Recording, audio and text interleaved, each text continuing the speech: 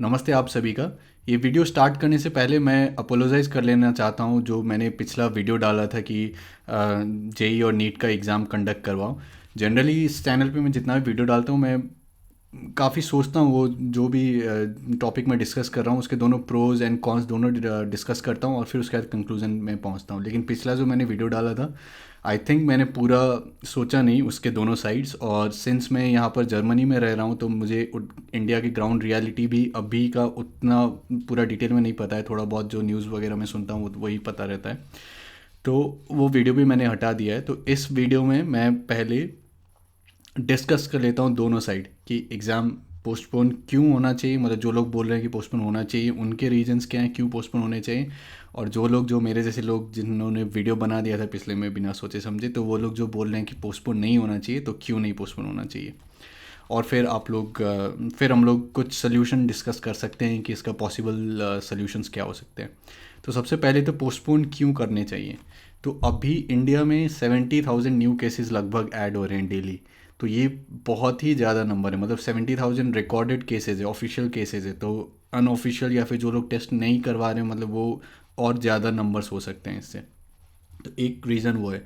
दूसरा रीज़न कि public transports उस तरीके से नहीं चल रहे हैं जो पहले चल रहे थे। मतलब कि बहुत सारे जगह में जो ट्रेन्स वगैरह, लोकल ट्रेन्स वगैरह जो चलते थे वो सब बंद है। मतलब जैसे मान लो कि बिहार में पटना और गया में सेंटर है, तो जो भी गांव वाले इलाके, तो गांव वाले इलाके से लोग आएंगे कैसे इतने दूर। फिर उसके बाद आपका फ्लड है बहुत सारी जगह, बिहार में है, आपके आसाम में है, तो फ्लड्स हैं बहुत सारी जगह। तो ये सारी जगह आएंगे कैसे। फिर उसके बाद आप सोशल डिस्टेंसिंग कैसे मेंटेन करोगे, मतलब इतने सारे लोग अगर जो आएंगे, टोटल जेई और NEET I think 25 lakh students हैं। स्टूडेंट्स हो गए, स्टूडेंट्स के साथ में उनके पेरेंट्स भी आएंगे वहाँ पर। तो आप सोशल डिस्टेंसिंग कैसे इंश्योर करोगे कि सोशल डिस्टेंसिंग मेंटेन हो रखा है। फिर उसके बाद जब एग्ज़ाम बच्चा देगा तो क्या आप बोलोगे कि 3 घंटा तक मास्क पहन के रखो। तो 3 घंटा तक मास्क पहन के और एग्ज़ाम में उतना सोचना ऑब्वियसली ऑलमोस्ट इम्पॉसिबल रहेगा, या फिर बहुत ही मुश्किल रहेगा बच्चों के लिए। और स्पेशली वो सारे बच्चे जो अभी जाएंगे और जो हम लोग नॉर्मली अपने पेरेंट्स के साथ रहते हैं, ग्रैंड पेरेंट्स के साथ रहते हैं, तो किसी के पेरेंट्स अगर उतने हेल्दी नहीं है, मान लो कि कोई अस्थमेटिक पेरेंट्स हैं या फिर ग्रैंड पेरेंट्स हैं साथ में, तो आप उन सबको रिस्क में डालो कि कोई बच्चा अगर जाएगा तो उसके दिमाग में ये प्रेशर रहेगा कि कहीं अगर वो कोरोना लेके आ जाएगा तो फिर उसके पेरेंट्स को अफेक्ट हो सकता है या फिर उसके ग्रैंड पेरेंट्स को अफेक्ट हो सकता है। और फिर जो एग्ज़ाम बच्चे देंगे तो इतने मेंटल प्रेशर में देंगे, तो क्या आप सही में उनका एबिलिटी, आप उनका एबिलिटी को टेस्ट कर रहे हो कि नहीं कर रहे हो, क्योंकि इतने प्रेशर में रहेंगे। और फिर अभी जो रीसेंट एग्ज़ाम्स कुछ कंडक्ट करवाए गए हैं, आई थिंक केरला में एग्ज़ाम कंडक्ट करवाया गया, फिर कॉमेट के शायद एग्ज़ाम कंडक्ट करवाया गया था, और वहाँ पर देखा गया कि सोशल डिस्टेंसिंग वगैरह जो है ग्राउंड लेवल पे इम्प्लीमेंट नहीं किया गया था, और काफ़ी सारे बच्चे कोविड पॉजिटिव हुए थे वो सब सारे एग्ज़ाम देने के बाद।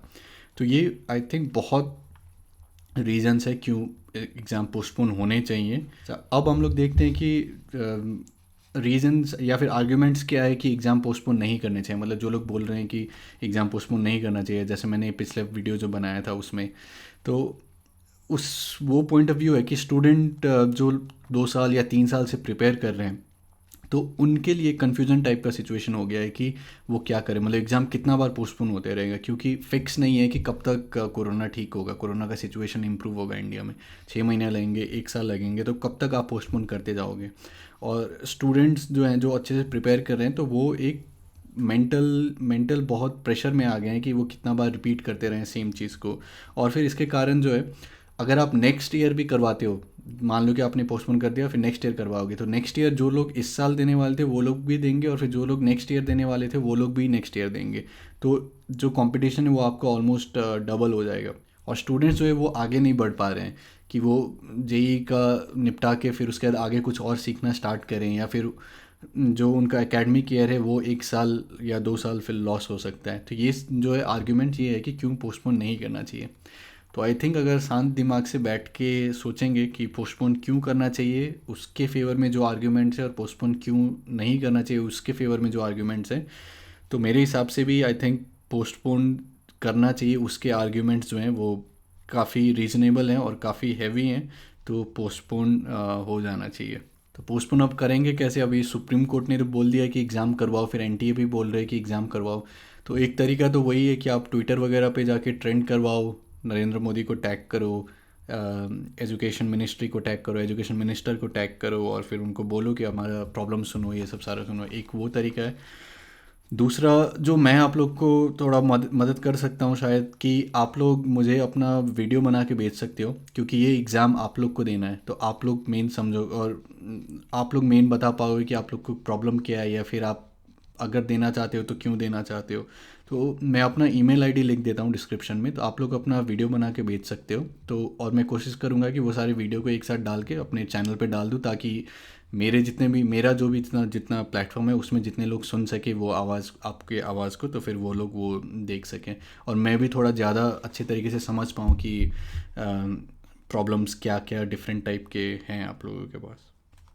तो अगर वीडियो के एंड में मैं थोड़ा सा सल्यूशन के बारे में डिस्कस करूँ कि आखिर सल्यूशन क्या हो सकता है इसका, तो एक तो काफ़ी मुश्किल सिचुएशन है, मतलब उतना स्ट्रेट फॉरवर्ड सिचुएशन है नहीं, लेकिन फिर भी अगर पॉसिबल सॉल्यूशन के बारे में सोचेंगे तो एक तो ये सॉल्यूशन हो सकता है कि क्या हम लोग इस टाइप से सोच सकते हैं कि जिस एरिया में कोविड के केसेस कम हैं आप उस एरिया में करवाओ, मतलब कि मल्टीपल फेजेस में, मल्टीपल एरियाज़ में आप एग्ज़ाम कंडक्ट करवाओ, कि जहाँ जहाँ पर सर्टेन आप थ्रेशोल्ड रखो नंबर्स का कि इतने नंबर ऑफ़ केसेस से कम होने चाहिए, और फिर बस उस एरिया में आप जाके कंडक्ट करवाओ एग्ज़ाम।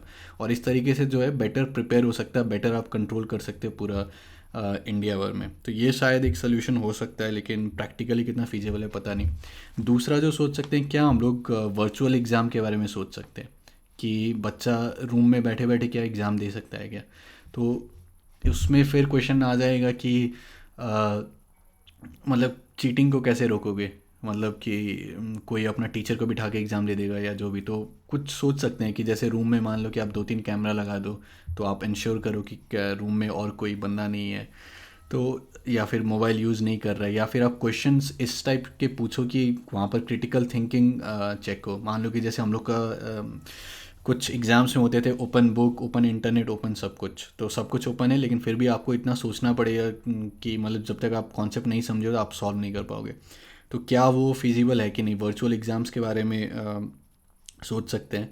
और दूसरा सोल्यूशन ये कर सकते हैं कि मतलब एक और सोल्यूशन कि आप इस बार का जो है, मतलब जो अगर आप अभी एग्ज़ाम कंडक्ट करवा रहे हो तो उसको आप ऑप्शनल रख दो, कि जो बच्चा रिस्क लेना चाहते हैं वो जाके एग्ज़ाम देंगे, और जो बच्चा रिस्क नहीं लेना चाहते हैं वो फिर अपना अगला साल देंगे। तो जो बच्चा इस साल ड्रॉप भी कर रहा है तो उसका ये नहीं कि ये लास्ट चांस होना चाहिए, वो उस चांस को आप अगले ईयर के लिए एक्सटेंड कर दो। तो क्या वो सोच सकते हैं उसके बारे में? आई थिंक गवर्नमेंट को बैठ के थोड़ा सा और डिटेल में इसके बारे में सोचना चाहिए, और स्टूडेंट्स को थोड़ा और क्लियर करना चाहिए गवर्नमेंट को कि ये सारे कंसर्न्स है स्टूडेंट्स के, और गवर्नमेंट को सुनना चाहिए और पहले इसको एड्रेस करना चाहिए, और ज़बरदस्ती एग्ज़ाम नहीं करवाना चाहिए। और फिर मैं वीडियो के आखिरी में फिर से आप लोगों से माफ़ी मांगना चाहता हूँ, जो मैंने पिछला वीडियो डाल दिया था बिना सोचे समझे। दोनों साइड इस क्वेश्चन के दोनों साइड्स को बिना सोचे समझे मैंने बस डाल दिया था कि हाँ एग्ज़ाम करवा दो। तो इसीलिए आप लोग खुद अपना वीडियो बना के भेजो। मैंने ईमेल आईडी जो दिया है डिस्क्रिप्शन में मैं लिख दूंगा, उसमें आप लोग अपना वीडियो बना के भेजो, और उसमें आप लोग अपना कंसर्न बताओ कि आपको क्यों लगता है कि एग्ज़ाम नहीं होना चाहिए, क्यों पोस्टपोन होना चाहिए, और फिर अगर आपके पास, या फिर आप बोल रहे हो कि नहीं एग्ज़ाम होना चाहिए तो फिर क्यों होना चाहिए, और अगर आपके पास कोई भी पॉसिबल सॉल्यूशंस है तो वो सब वीडियो को मैं एक साथ करके फिर अपने प्लेटफॉर्म पे रिलीज़ कर दूंगा, ताकि अगर कोई हायर गवर्नमेंट या फिर ज़्यादा लोग उसको सुन पाएँ तो अच्छा होगा। तो इसके साथ बहुत बहुत धन्यवाद। और आई नो सिचुएशन काफ़ी काफ़ी ट्रिकी है और स्ट्रेट फॉरवर्ड आंसर नहीं है, लेकिन स्ट्रांग रहिए और बहुत ज़्यादा टेंशन मत लीजिए। लाइफ है, जब तक ज़िंदगी है तब तक इस टाइप के सिचुएशन आते रहेंगे, और जब तक सेहत अच्छा रहेगा तब तक डील करते रहेंगे। और आई सिंसियरली होप कि इंडियन गवर्नमेंट ये सारा कंसर्न सुनेगी और इसके बारे में सोच समझ के डिसीजन लेगी। तो बहुत बहुत धन्यवाद, और मिलते हैं अगले वीडियो में।